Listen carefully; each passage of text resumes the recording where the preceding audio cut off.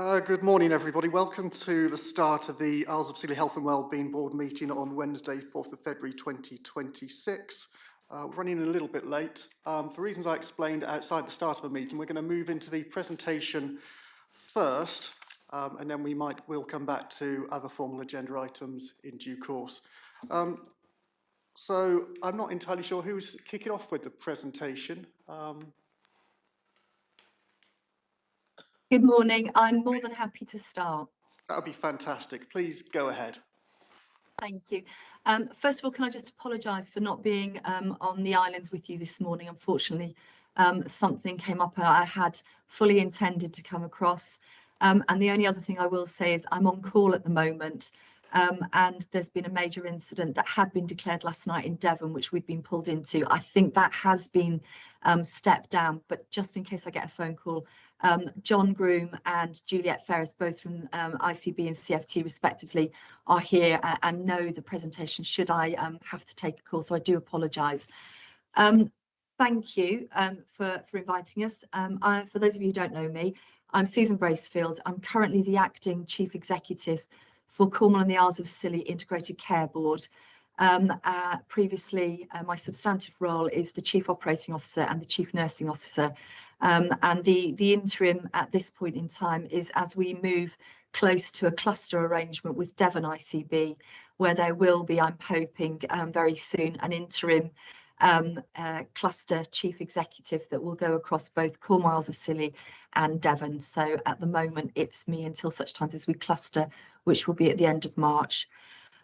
So thank you for the opportunity. As I say, I've got two colleagues here today, and having Katie as well is really helpful because an awful lot of the work that we've done around our 5-year plan has been working really closely with all our partners, including local authority, and you will see that from the presentation. However, just to outline the purpose of bringing the presentation and the paper to you today is that it would be great for you to be able to review our 5-year plan, which is in draft format at the moment, to provide feedback, whether or not you feel that the plan takes proper account of the services required within the Isles of Scilly, so that we can then finally make a statement once we publish the plan.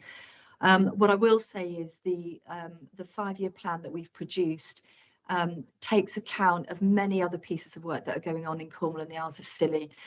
So we have something called our commissioning intentions, which John will speak in more detail to, as well as the health and wellbeing strategy that we have for Cornwall as well. One of the things that we have been criticised in the past about is the amount of plans that we have in health. And what you don't often see is a golden thread that goes between them. The golden thread for this particular plan is first and foremost is the 10-year NHS plan, which we absolutely have to take account of. And the other golden thread is the work that we do in partnership with the local authority around the life courses. So that's the Start Well, Live Well and Age Well. And our commissioning intentions takes account of those life course groups and some of the priorities that come out of that.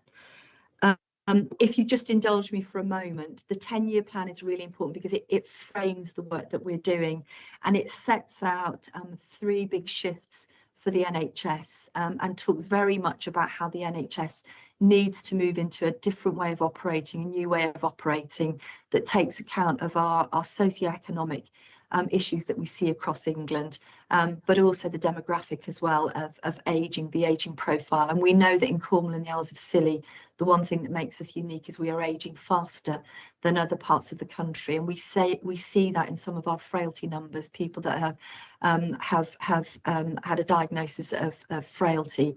And we know that frailty goes hand in hand with some of our long-term conditions and multiple morbidity.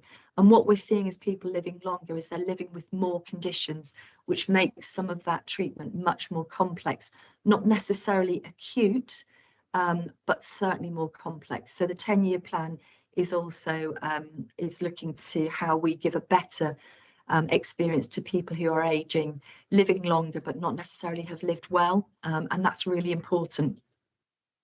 What I am about to say, though, for our plan, it covers all ages, and that's really important. And if you're not spotting certain things it doesn't mean that it's that we are not still working with all of the treatments and conditions like cancer, for example, some of those conditions that affect are very young people and people in middle age as well as older. Just because you don't see it in the plan doesn't mean that we're not addressing it. A lot of that is our business as usual. But what we've picked out in the plan are the things that we know are driving some inequalities for our population across Cornwall and the Isles of Scilly. So one of the first things that we've been asked to do is move from more from hospital to home, hospital to community. And when we talk about hospital, we're not just talking about acute trusts. We are talking about community hospitals. We're talking about mental health institutions.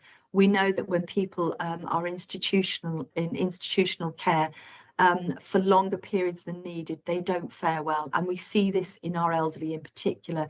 We know that if you're over the age of 65 with a frailty condition, for every 10 days you spend in hospital, you lose a considerable amount of your muscle mass. So in order to get people out of hospital without doing any harm, we need to do that really quickly. So our commissioning intention speaks to that. And again, we can come on to that in a minute.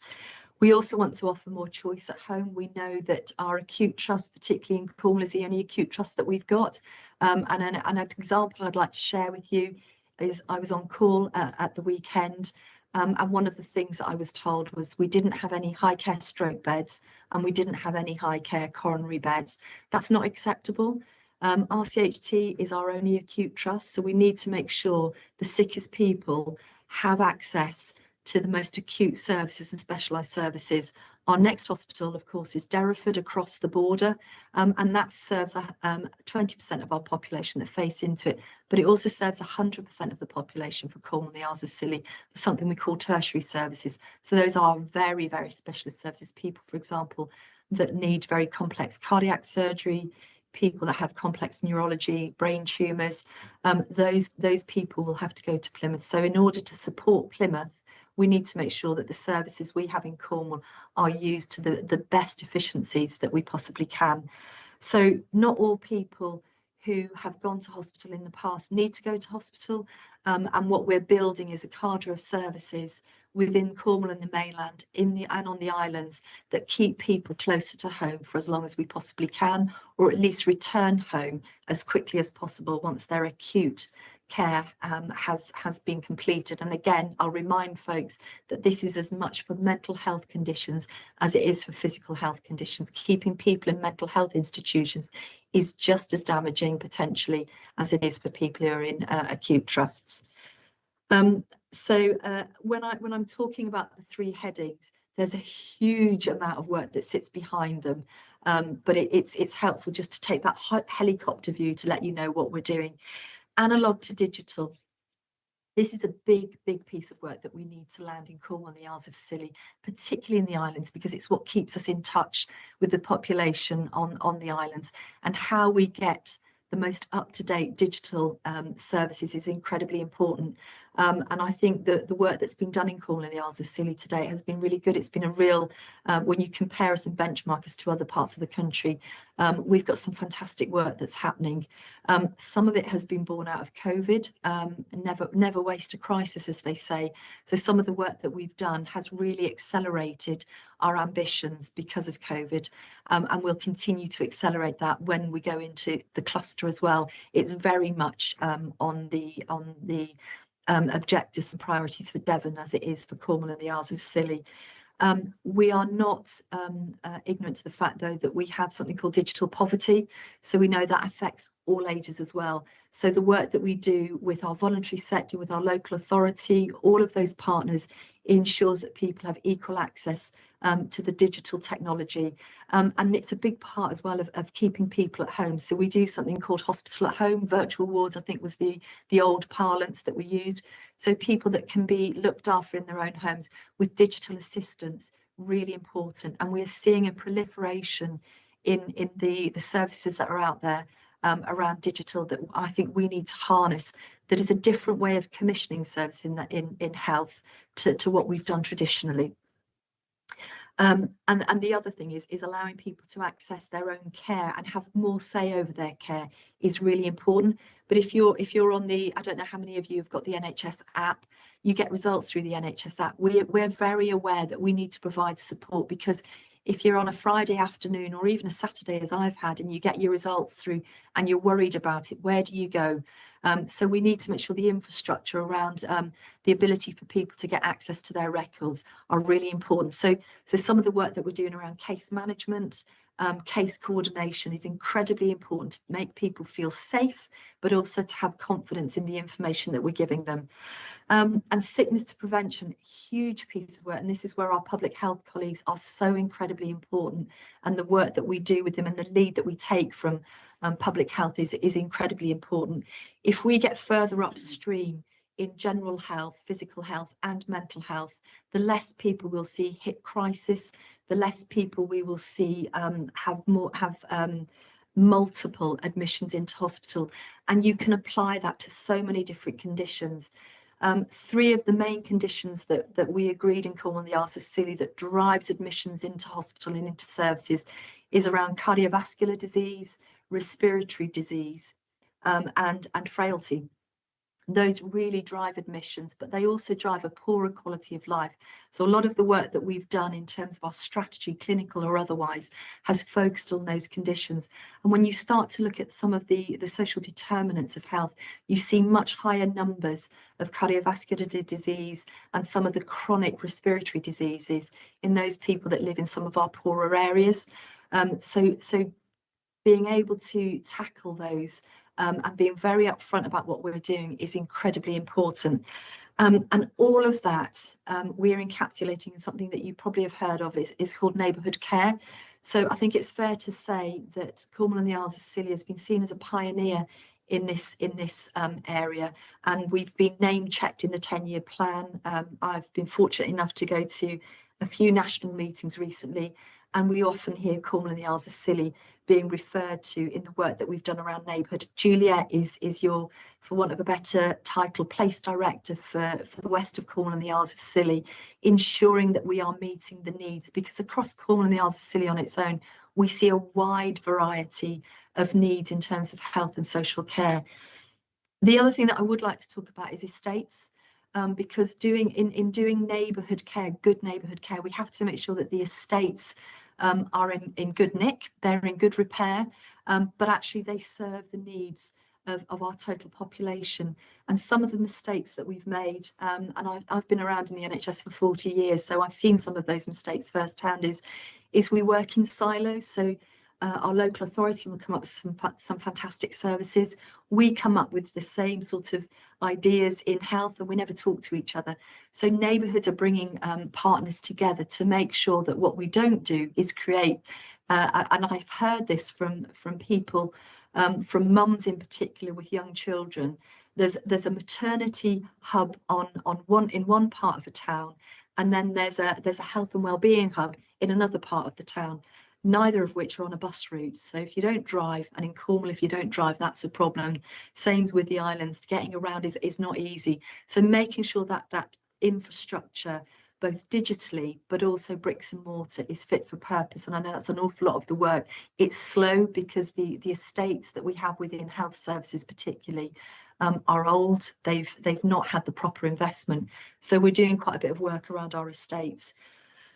One of the other things that we're really aware of is the priorities that we've linked our commissioning intentions around are things like waiting lists. So we know that we've had a big waiting list issue in Cornwall and the Isles of Scilly. I am delighted to report that for our acute trust treatments, surgeries, we're in the top quartile in the country. So an awful lot of work has been done, particularly by colleagues in RCHT and the wider system within the ICB, to get those waiting lists down. And for those in particular that have waited longer than a year, we have done things like harm reviews so that we are very clear about the harm that's happening to people and what we can do to help with waiting well. We've looked at some of the waiting lists that we've got in the community.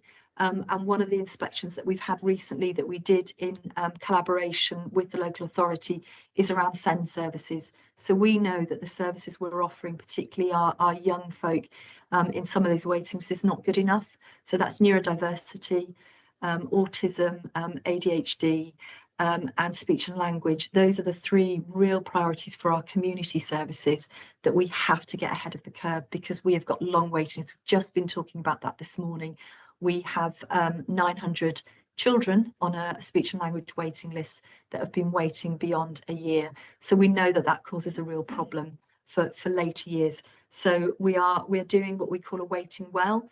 So we are being really clear about those that are on the waiting list and engaging with families. And in some cases, we've actually been able to take families off waiting lists because it hasn't been the appropriate disposition for them. They've needed something else that we've been able to provide.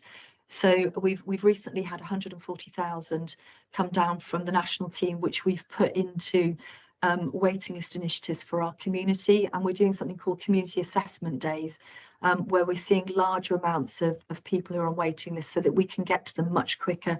And we've had a degree of success, and we're looking at how we roll that out.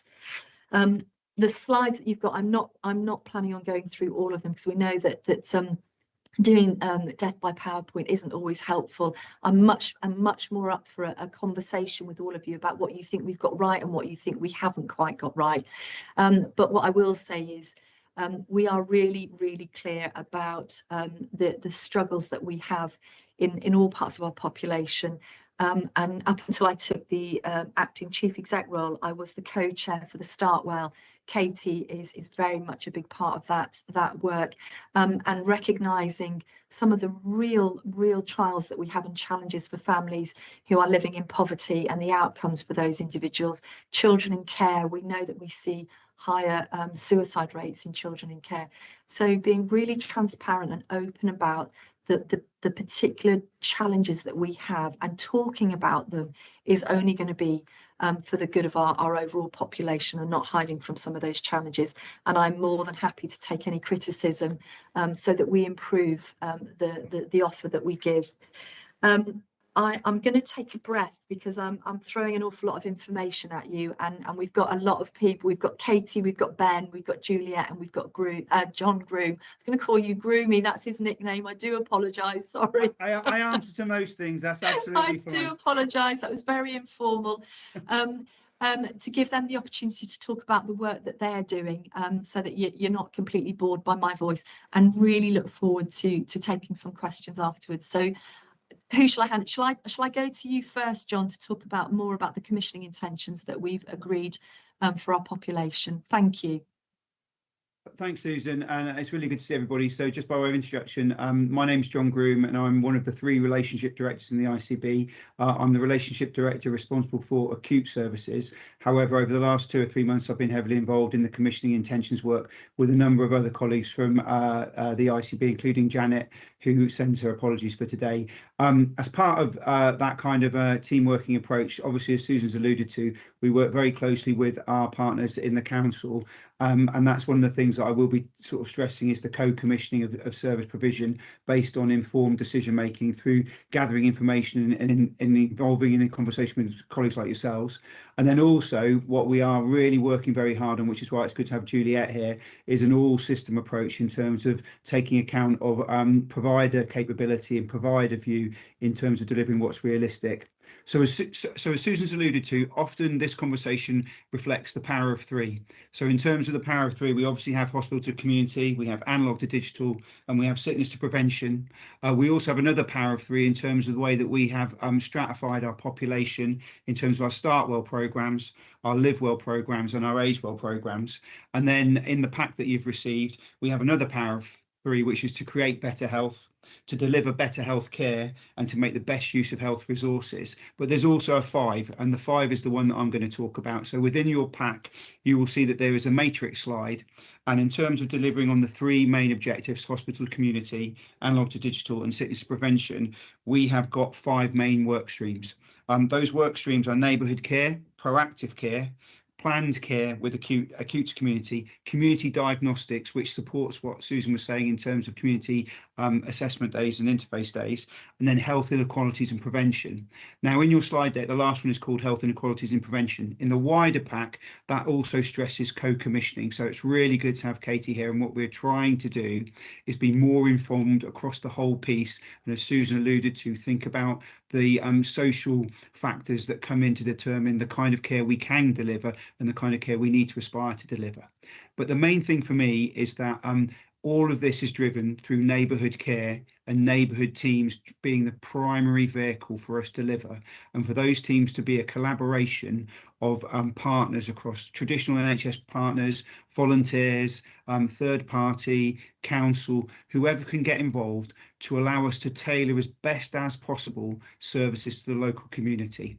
So we all know that we need to retain an acute level of service and an acute traditional provider, but the more that we can do at place to focus on the prevention agenda, the better we are in terms of our local and general health, but also in terms of making best use of finite resources. So a bit like Susan, there's lots in the pack, there's lots that we could say, but I'd quite like us to get to a debate about what the information you've received means for you as a community and for provision of service on the Isles. And I'm going to go to Juliet, because Juliet, you've come up with a few things that we know are kind of operationally pertinent at this point in time. And then if Katie and Sophie want to come in afterwards, and Ben, that would be brilliant. Thank you, John. So Juliet, hello everyone. I'm the place director for, as Susan said, for West Cornwall, including the Isles of Scilly. And as you know from conversations we've had previously, is the neighbourhood development has been very pioneered actually for Cornwall in the Isles of Scilly, mainly around the change of the building at the hospital and the creation of the care home alongside the hospital and the changes that's enabled us to make and bring services together, including our South West Ambulance Service as well, being incorporated into that whole team in one place, co-locating and be able to co-deliver from that place and using everyone's skills and in a way to coordinate better for the population. So one of the things that neighbourhood have been particularly focusing is around how can we enhance whatever services we can do on the island to where we can not fly people off, because we recognise that it's very disruptive, and if you get back to the mainland and then can't get back home again, that can be protracted number of days, and that's not good for families, for people themselves. So we're trying to look about how can we increase our point of care testing so we can do more diagnostics on the islands, and there's a number of things that we're looking to do around that. So that's kind of rule out things. So we're going to trying to rule out things that we would be going, no, that absolutely needs to be an acute setting, but almost saying what could we then do and treat people on the island. We're also thinking, this is very much hearing from what our, when we've been over and doing engagement events, what your residents have been telling us around sometimes the lack of coordinations around outpatient appointments, around seeing consultants, where we ask people to come across multiple times to either have diagnostics done and then come back a few weeks later to then see the consultant, or as Susan was saying, if you are in a place around you have a number of conditions, maybe we are asking you coming over in several times to see just that specialty. So that's what we've definitely heard. So I know the neighbourhood team with John Garman as the clinical lead are thinking about how do we coordinate that better for residents. So we coordinate for the residents, so if they do need to come over to the mainland, we can be able to ensure they see a number of people, a number of diagnostics, rather than having several trips back and forth. So that's the other thing I know they're looking at. Community assessment days is another thing I know that they've been looking at, particularly around musculoskeletal, and thinking whether or not we could do a joined up approach and have it more of an open door around people thinking about their movement, how we can help people to keep that core strength, but also those people who may be waiting for treatment, what else could we do to support them with services already on the island? So that's, I know, something they were going to have a look at, and I think they started to plan across in partnership with all people on like services on the island. So we do it as a one-stop shop shop, so we have a lot of services there together rather than people have to knock on several doors. So I know that's something they're looking at.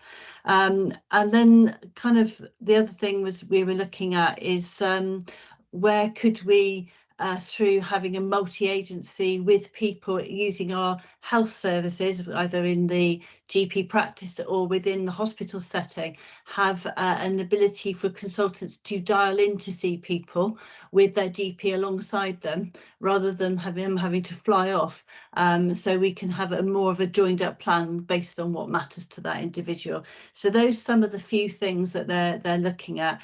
We're also working with our emergency consultant at RCHT around if somebody needs emergency treatment, but we can still, with the diagnostics, hold them on the island. They can provide that remote consulting ability through a digital way of having, you know, this is what we're seeing, what's your advice? So we have a shared care for people to help them stay on the islands. So that's just a few things that are kind of starting to kind of be framed up, very much driven by people telling us around transportation and the trickiness that sometimes brings, and how really they'd like to stay on the island if they can. So I hope that's helpful as a bit of a canter around some of the things those neighbourhood teams are looking at. Katie and Ben, either of you wanted to add anything? Katie?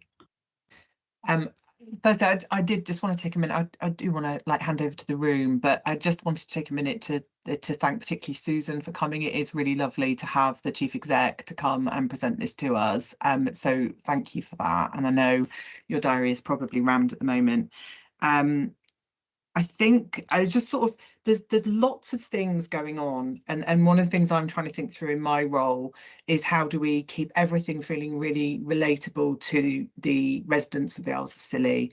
And I think part of that is exactly the bit that Juliet has just been talking about.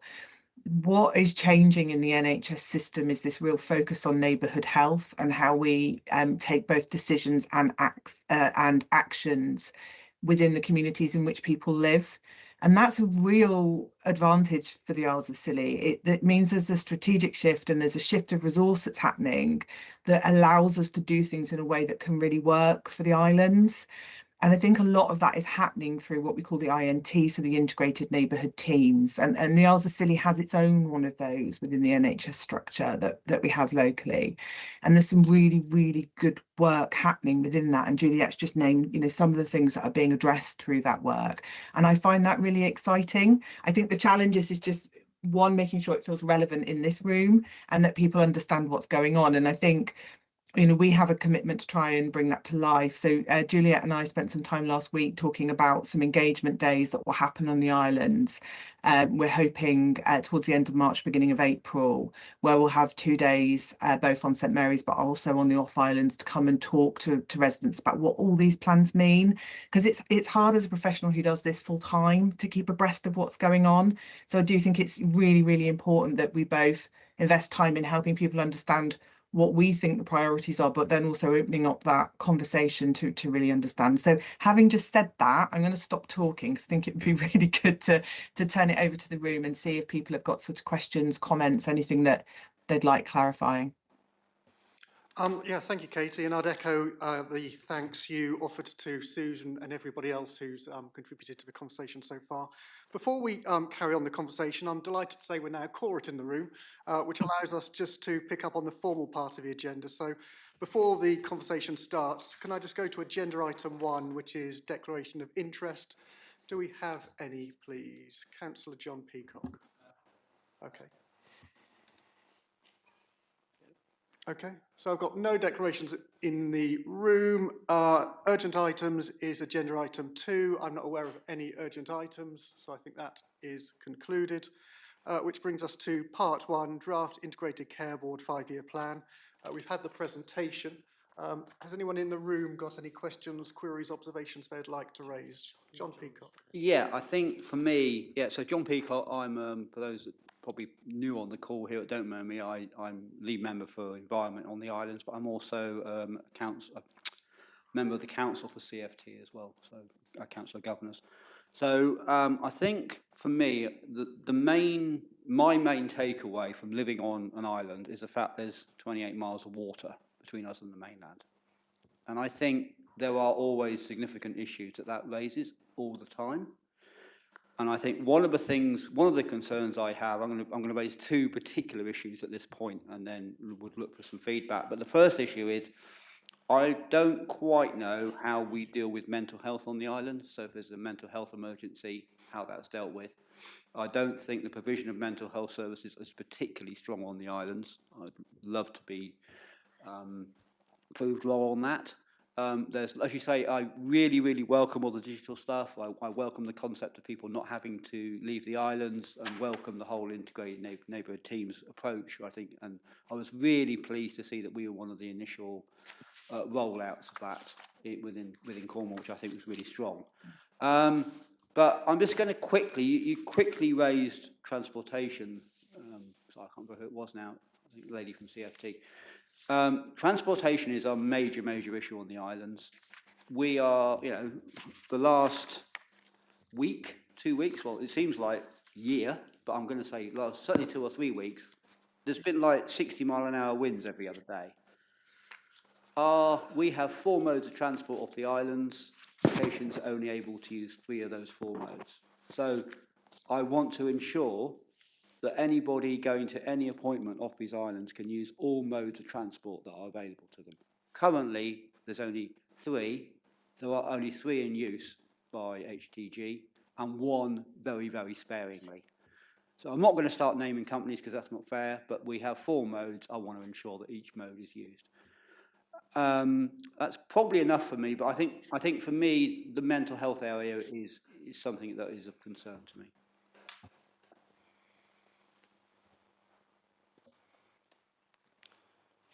Would anyone like to respond specifically on that mental health challenge, making sure that mental health is... over to you, Susan. Yeah, thank you. It's a really important question, because, as I said at the start, I think in the past, and certainly in health, we've often been accused of forgetting about mental health. So we are doing an integrated mental health strategy with local authority, actually. And it's something that is from a national perspective is being pushed, and rightly so, hard. What I would suggest is, as Juliet is your place director, is for me it's not for me personally, but as a commission, to understand the challenges that you've got, the mental health issues that you've got on the island. Because the other thing that I didn't say is, we've, within Cornwall and the Isles of Scilly, really serious about making sure neighbourhoods get the absolute best start. So we put 6 million into the first year. We're about to put another 6 million in, and then there'll be another 6 million for the following year. So there is money that's available. I think what we would be suggesting is that meeting with Juliet, meeting with Katie, and a broader range of professionals to understand what the issues are, to then be able to say this is what the island needs, that's very specific to the island, would be my suggestion at this point. And I'm mindful I want that conversation to be around children and adolescents as well as adults. Absolutely. Okay. Absolutely. So I can see some hands up. So I think, Juliet, your hand is up first. I'll let you come in if that's okay.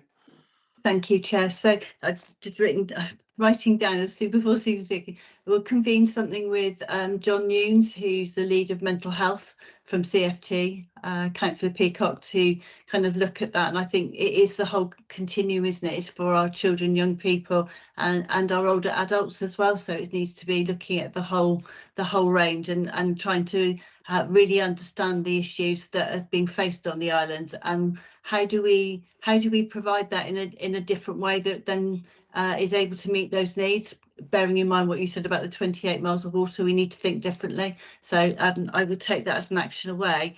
I was just going to reflect on transport, and I wonder, Councillor Peacock, if you would be able to spare some time perhaps for Katie and I just have a half an hour meet with you, just to really understand all the different modes and what we're missing. So I'm really keen to understand what we're missing, but perhaps not for today. We could take that offline and have a separate meet. Yeah, I'd welcome that meeting. That'd be absolutely fine. Forgive, I'm just going, I've got some hands up and I've got some lights on in the room. So I'm just going to go to people who've got hands up first and then bring it back to the room if that's okay. Forgive me if I get names wrong. I think, John, your hand is up first. Yeah, no, that's fine. And actually, Juliet's covered it off. So I was just for purposes of making sure we closed it out, understanding fully the concerns around transport. I used to help manage the transport contract, but if in the first instance you pick up with Juliet and Katie, if required, Juliet, I can talk to Errol and Sam about any specific details that come out of that conversation. So that's fine. Okay. Sophie, over to you, please. Thank you. And I think firstly, just to say what a massive amount of work is obviously going on and will continue to do so. And obviously from a policing perspective, I won't pretend to know all the ins and outs of what you're saying and how that would be, but some things sort of came to mind really, and a little bit was touched on by the councillor around ensuring those conversations around mental health and also young people. I'm sure you would recognise that from a policing perspective, mental health is a huge part of our demand. So it would be great. And if there's any conversations on the partnership inspector here for Cornwall and Scilly, so if there's any joined up conversations you want, there's an offer from me to do that. We do work here on the mainland around mental health, so it might be useful. And also my team here is in Cornwall, and again can support for the Isles of Scilly is around young people, working with the Youth Justice Service and just those long-term plans around how to work through the adverse incidents and ensure they're not there. That huge emphasis on the prevention, which is really great to see. I guess my naive sort of question would be is just there's a lot of what we would do and the measure of the success, and it's that middle bit of the how that's going to be achieved. And I guess also coming from a big organisation, the realities of if we're going to make changes around digital improvements or the infrastructures or work collaboratively, it's really hard, isn't it? So where does that come from? Do you plan to utilise the staff that are there already? Will there be the ability for the infrastructure for the training and the upskilling to do so, or do you plan to bring further staff over? I know a lot of these questions maybe you don't know yet and might be too much at this stage, but it obviously begs that question, doesn't it? How will that happen? And where's that the sort of reassurance that there's some sort of beginnings of the plans in place? Thank you.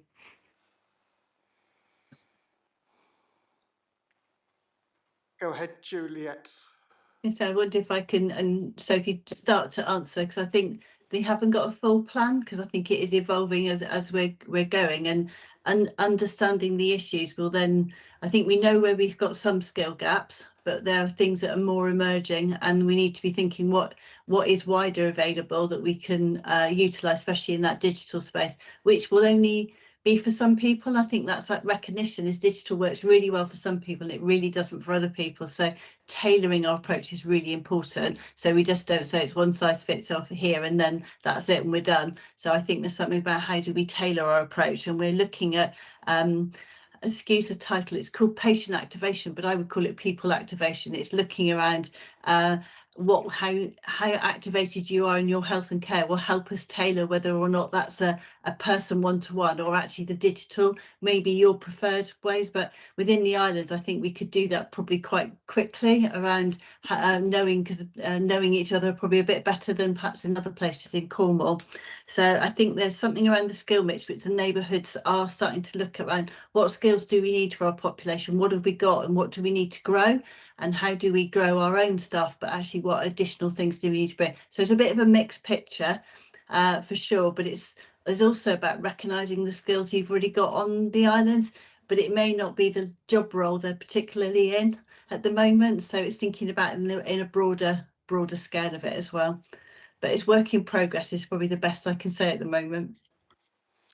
Thank you. Susan, your hand is up and then I'll bring it to Yes. thoughts in the room. Yeah, it was to answer, it's an answer to Sophie's observations, questions. So Sophie, you're right, this has been a big piece of work, and the thing that we've done in Cornwall and the Isles of Scilly is we've pressed ahead with the whole neighbourhood model in the absence of any national guidance coming down, and as often happens in the NHS, they promise guidance and then it's delayed. So it's been delayed. However, what I do understand, Penny Dash came down, who's the chair of the NHS, national chair of the NHS. She came down to one of our health and wellbeing centres that's wrapped around a GP practice, Cobra Valley, and she did say that an awful lot of the work that was being done in Cornwall and the Isles of Scilly would actually help inform the national guidance. So it's interesting, isn't it, that we are we're a pioneer in really running with this, but also affecting national guidance. But the other thing I just wanted to say is, in terms of things like workforce, finance, there's a whole suite of plans that will have to sit at enablers, if you like, money, how we transact all of this. This is a huge move for the NHS in the way that we work. And I think one of the things, as I said, in the years that I've been in the NHS, that's always seen us fail, is having these sovereign boundaries. I'm an acute trust, I'm a community, we're the local authority. The only way this will work, and you've touched on it, and so is Juliet, is dropping those boundaries, coming together. It's a bit like the Kaiser Permanente model over in America. And the nirvana would be a pooled budget where everybody has got access to. We're not there, we don't have the governance around it. The Health and Care Act don't allow us to do that. But I think the islands has got the benefits of having much closer relationships. And we all know that things work when you know people and when you can talk to people and you can have honest conversations. So my advice would be really take advantage of the fact that it's a close-knit community. You know what you need. Tell us what you need and we will do our best to meet that. But the workforce is a real issue here, because we are going from very sort of traditional roles to maybe things that are AI generated. And some of the feedback that we've got from people's experiences is they felt much more, they felt they got a much more compassionate response from an AI phone call than they did from a human being, which is really interesting, isn't it? So I think we do need to take advantage of digital and AI, but never replace human beings and never replace relationships would be my advice. So watch this space, Sophie. It's ever evolving, and that's where the police, all of our public sector services are so important in getting neighbourhoods right, because we can't do it alone. Thank you. Thanks for indulging me. Not at all. Councillor Mumford, I think your light may have been on. Apologies if Steve was first. Good morning, everybody. I think one of the complaints that I particularly get through adults, I'm the lead member for adults, is that discharge from hospital. I think they need to make sure that the patient isn't discharged at 9 o'clock at night when they can't get home. I know we've got a place over there for people to stay, but that's pretty full, I believe. Also, that they're not discharged too soon. It's all very well saying we want to keep people at home, but it's no fun if someone's flown all the way back here and it has happened in the past. 24 hours later, they're back in Trelisk. That's not a very nice experience either, because when you're not feeling well, being humped around on aeroplanes and stretchers and goodness knows what, it's a very stressful thing to go through. So I'm hoping that all wards will be informed about, there must be a proper discharge for the Isles of Scilly, special discharge, that they can be discharged in the morning if possible, so they can get, and all travel arrangements must be in place before they are discharged by a doctor. Also, we do have a physio here who's very good. I myself went to her before I had my knee operation. I did go privately, but it would be nice if the NHS could pay for people to go and to get exercises from her to do before they have their operation, because I can tell you it does help after the operation if your muscles are in good nick for hips and knee operations. God help us if we ever have AI and no face-to-face. I would not like that at all. I think face-to-face is very good, and I'm glad to hear that you will be coming over and talking to our community and the off-islanders as well, because I'm sure they'll have lots of questions. That's the other thing about discharge, is they've got to fly here and then they've got to be discharged to an off-island. That's even another step that's difficult. X-rays, I'm hoping that'll be available at the hospital soon on a daily basis, which I know that's what they're trying to get somebody trained for there.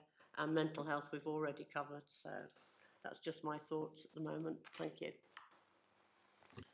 I'm happy to talk to those points if that's helpful, and my colleagues will no doubt join in.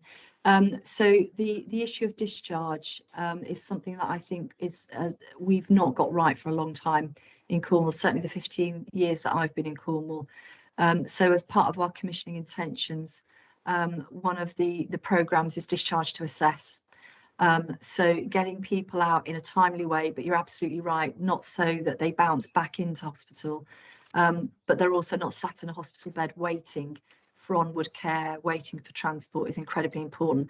So Juliet, I would suggest that maybe you check in with Leah Moss, who is the ICB lead for discharge assess, to be really clear that we are taking into account. We do speak to RCHT on a regular basis about the time of day that they discharge people, and particularly on the islands. We can go back and reinforce that, but what I'd like to suggest is that we do an audit to find out how often that's happening, because it's not acceptable. It's not a good experience for anybody. And certainly bouncing back into hospital equally is unacceptable. I think some of the reasons people end up going back into hospital is because of the lack of services within their own area. So things like diagnostic tests, Juliet's just talked about, the ability, as you've just said, to get x-rays. And whilst I would never suggest that AI replaces human beings, I think in order to give a blended service, having some digital technology in order to stop people being flown off the islands and kept and looked after to a high standard is also a part of the whole neighbourhood push that we're going for. I'm glad you've raised pre-ablement. It's the exercise before surgery. This is something that I know the anaesthetists and RCHT are very, very keen to do. And again, I think this is something that we pick up as part of the commissioning intentions, and how we weave that into the neighbourhood plans around how we get people fit for surgery and fit for other treatments as well. So again, I think, Juliet, that's one for the agenda for the meeting that you get there. How do we do that? Because you're absolutely right. It's in the best interest not only of the individual, but of the NHS as well, because it shortens the length of stay in hospital. You get a much better outcome if you're fit for your surgery. So I'm really glad that you've raised that. I will pass over to Juliet just to give a bit of, if you've got any more up to date, or John on X-ray, because I have to say I'm not up to speed on where we're at with that at this point in time. Thank you. Thank you, Susan. If that's all right, Chair, I'll just carry on. So from an X-ray point of view, we're looking at two different solutions. One is, which Sam Huxman's been looking at, which is X-ray in the box, which is a new technology, which actually is used by a lot of our vets, actually, which can do extremities. But the benefit with that is it doesn't need a radiographer to be able to press the button, because the images are so good that it gives you a better imagery for someone who may not be a radiographer, so anyone can actually press the button, if we can put it that way, and then we can bounce it back to a radiographer sitting in Trelisk who could then review the films. So I know Sam is looking at that, and we are exploring with Trelisk around training, and it's quite a new technology, so we're just trying to have to go through some of those quality clinical things to make sure that we're not going to put anyone at risk with them. So that's where that's got to. The other option is, which we're also exploring in together, is the mobile X-ray, which we have in a car on the mainland, which is a Fuji kind of, you put it in your backpack and you could literally just stick it on your shoulders and carry it with you. And that's really good images, a very low dose of radiation as well. But we are just being open, we are having a debate and discussion around the College of Radiographers around who could actually press the button for that one, and that's the piece of work. So we've got some training we can do for staff to bring them up to, but we are in a position of negotiation. I'm being very open, in a position of negotiation about how do we progress that with not only the colleges but with RCHT, and Sam is absolutely from our Scilly neighbourhood team is linked into that. But that's the plan, which means that instead of having a radiographer once a week, you'll have an ability to have x-rays every day of the week with the images bouncing back to Trillis for somebody else to read them. So that's where we're going with it. Thank you very much for that. Steve, would you like to introduce yourself and Yeah. raise your point? My name's Steve Manning. I'm chairman of Health Watch Isles of Scilly. A few points. Reference transport, which Councillor Peacock raised.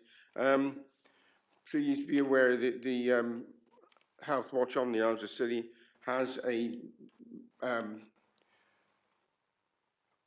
transport and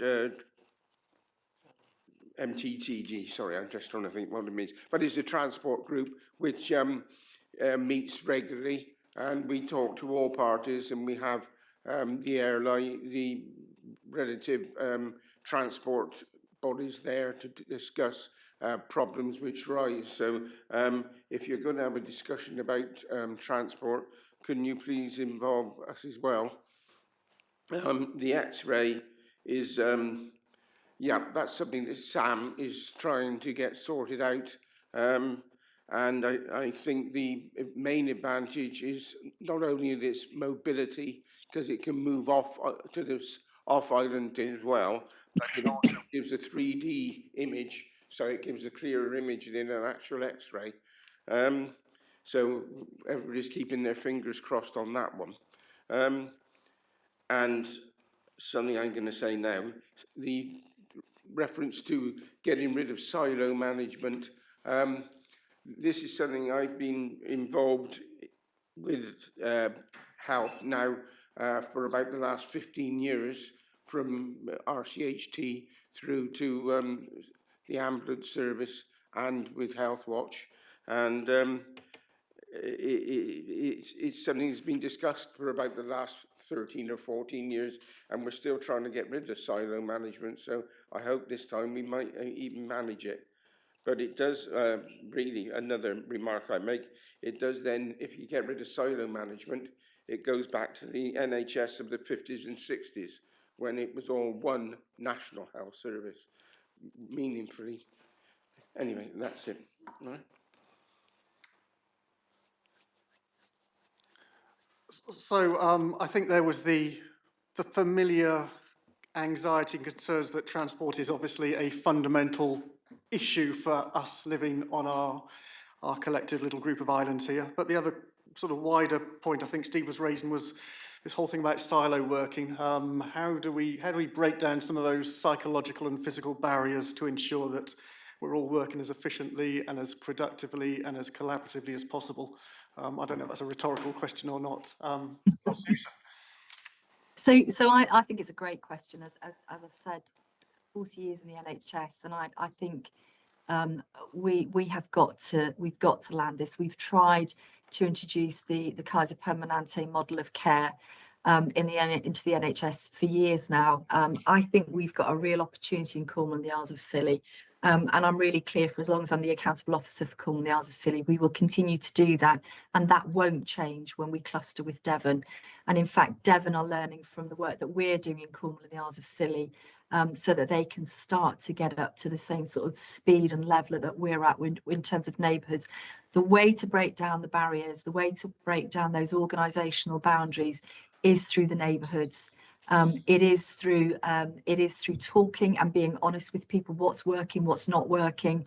I think we've challenged, I was at a national meeting last week, we've challenged particularly the NHS. I can't speak for any other organisation like the council, for example, because it's separate budgets. It always comes down to money.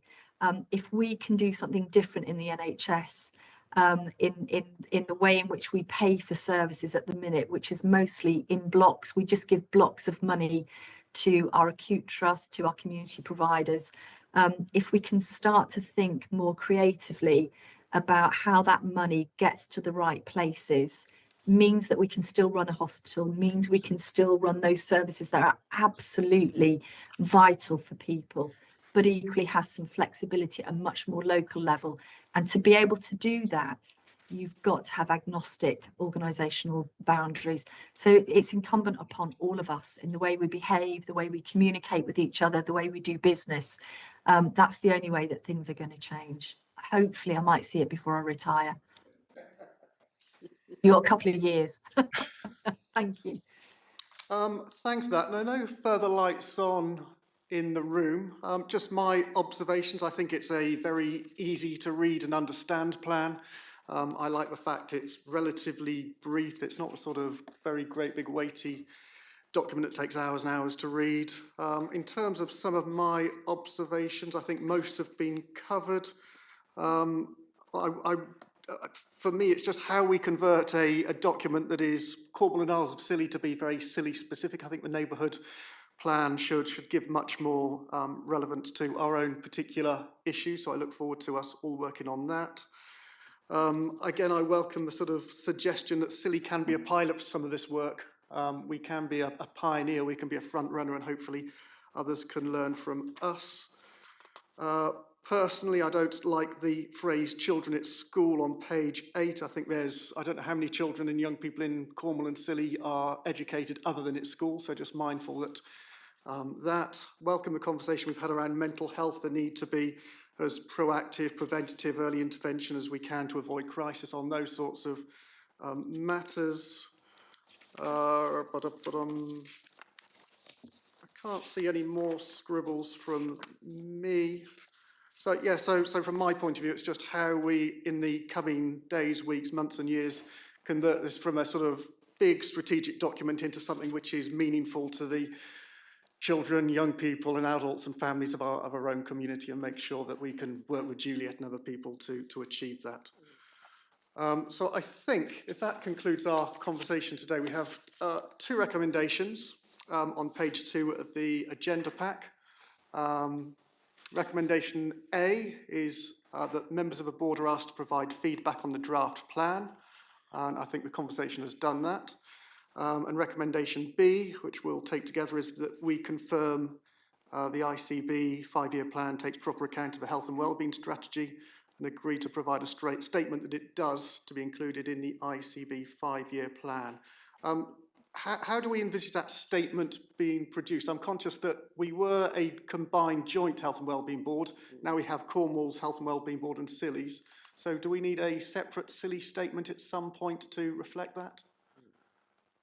Yes, please. Okay. Well, we can. More than happy to help with how you're able to do that. Very happy to help where I can, or Katie and Juliet between. I think we have some proposed wording, which would be the statement of support. I don't know if we've got Leah here with us, who always gives us great advice on these things, but I think as long as the board are happy to support the plan, then if the board are happy, we can just work up the formal wording of what you need in terms of signing it off. So outside this meeting, perhaps Leah, Katie, Susan, we can come up with what's required. Fantastic. That's really helpful. Thank you. So do I? Do you want to add a recommendation to then to delegate some power for Katie and yourself to do that? Okay. So just in terms of housekeeping, it's been a suggestion that we have a third recommendation that the Isles of Scilly Health and Wellbeing Board delegate to Susan, Katie, Leah, myself to come up with the wording that's required. We'll wrap up it into something more formal, but that will be the gist of that recommendation. So do we have the proposer and seconder, please, for those 3 recommendations? I've got Councillor Mumford and Councillor Peacock. Okay. Any against? Any abstentions? So that's carried. So I think that concludes the formal agenda today. Thank everybody who's participated. Thank you for your ongoing work with Scilly. Apologies for the slight delay we had at the start of a meeting. We look forward to working with you all going forward, and hope some of those silos are knocked down as soon as we possibly can. Thank you very much. We wish you all a good day. Thank you.